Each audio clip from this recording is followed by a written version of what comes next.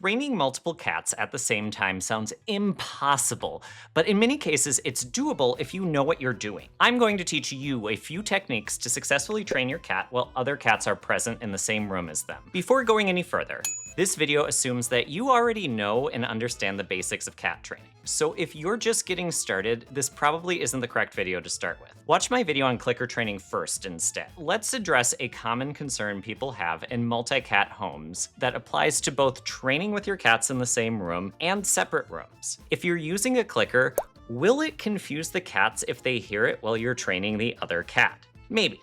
Some cats absolutely think the clicker means that they're getting a treat and become frustrated that they don't get one if they hear it coming from the other room or while the other cat is training. If that's the case, you have two general options. First, you ditch the clicker. Instead, you could just give the cat a reinforcer you're using really quickly when they do the target behavior. There is some evidence that this might be more effective for cats if you deliver the reinforcer fast enough. The key is that you have to deliver the reinforcer within about 3 seconds. If you're stumbling around with treats, the cat won't make the association between the target behavior and the reinforcer. You could even reinforce a different behavior, so you start seeing wonky results from your cat if you're not fast enough. As an alternative, you can use different markers for each cat.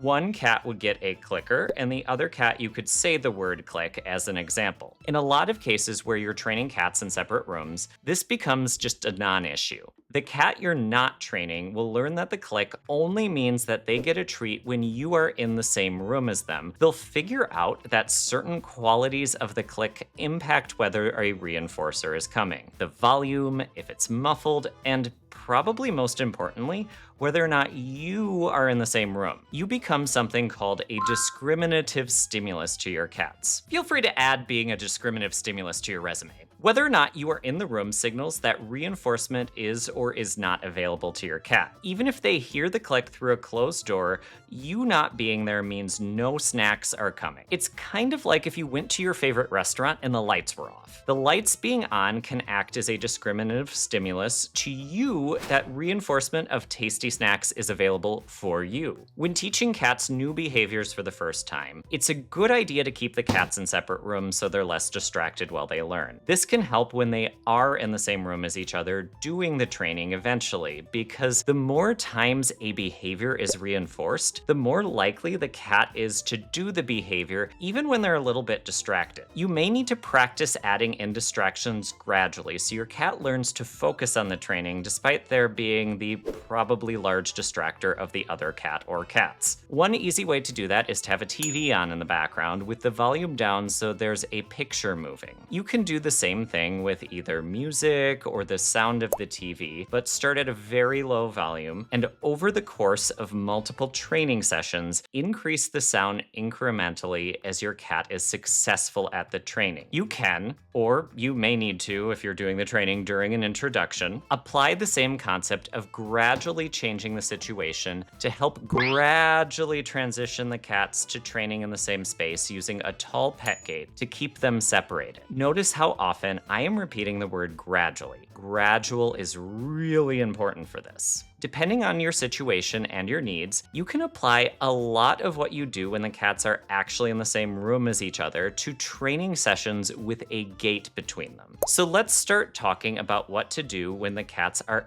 actually in the same room as each other. If you don't need to be training both of the cats simultaneously, you can just distract one cat. That may mean a food puzzle that will keep them busy, having someone else playing with them, or tossing a treat or toy away from the non-training cat to keep them busy. If your cat seems to be really interested in getting to the reinforcer you're using for the other cat, try changing reinforcers to something the cat that you are training only likes and the other one doesn't care. For example, let's say I was training with Poutine and Prozac in some parallel universe where Poutine only liked tuna churros and Prozac only liked chicken churros. Though they are both insisting that I let you know that they'll take any flavor of churros, so this situation is completely hypothetical. I could train Poutine using a tuna churro, and Prozac wouldn't be interested in the reinforcer in this hypothetical universe. Now, if you happen to be training both cats with a clicker, you can still train them in the same room as each other. The key is to really focus on the cat that you are training as best you can and ignore the other one. That means no matter how much you want to give the second cat a snack, they don't get snacks when it's not their turn. You might feel bad for them, but it will just confuse them and encourage them to keep trying to join the training session. After you're done training the first cat, you can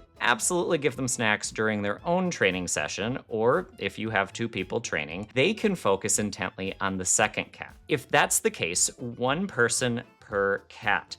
Do not switch cats during the training session. Some people will say the name of the cat before giving a cue for a behavior or clicking for the cat. I honestly can be a little bit of a lazy trainer at times and don't usually try this. I haven't seen much benefit to it, and I tend to not see better results with cats when I add in that extra step, so why bother? If you really want to or need to, you can use a pattern to train both cats at once. Typically, this would mean cueing a behavior with one cat, clicking, giving them a treat, and then cueing a behavior in the second cat, clicking, and then giving them a treat, then going back to the first cat. So you basically just alternate cats. I do this with Poutine and Prozac all the time, but it's best for behaviors the cats are already familiar with. Generally, new behaviors should be trained separately if possible. The challenging part is if one cat tries doing the behavior when it's not their turn. You need to not click and reinforce, unless that's actually what you want to do. If you want to reinforce a behavior, you click for that cat, but you have to resist that natural urge that we all have to click for the other cat because, hey, they're trying. Yes, they are, but that's not going to help the training when you're trying to train multiple cats at the same time. You can just start training each cat and click and reinforce whenever they do the behavior in whatever order if your cats are successful with it. In any case, you'll notice a theme that was mentioned over and over. New behaviors need to be trained separately, and group training in the same room should be done with familiar behaviors. Some cats absolutely can catch on to new behaviors in this setting. But if you're trying group cat training for the first time, it's best to make it easier on everyone involved by keeping it to something that they're familiar with. This includes being easier on you. You're gonna know what your cat is like and how they are going to respond. And if each of them responds differently, you can predict that a little bit better. If you want to try something more advanced, start by teaching each cat to sit on a chair, a medium-sized cat tree, or something similar. Set up two of them so that you can stand in the middle of them and switch between cats as you train. Them being elevated keeps them from getting in each other's face to try and get the snack that belongs to the other cat when they did the target behavior. It also allows you to swivel easily between cats. This won't work for every situation or behavior, so think about what you're trying to accomplish before putting in the extra work to try and get your cats to sit on a chair. Finally, once you're familiar with training cats in a group, you can do some cool variations on traditional training. For example, there's a pattern game from Control Unleashed called Voluntary Sharing that involves slightly changing how you train the cats, so one cat learns that the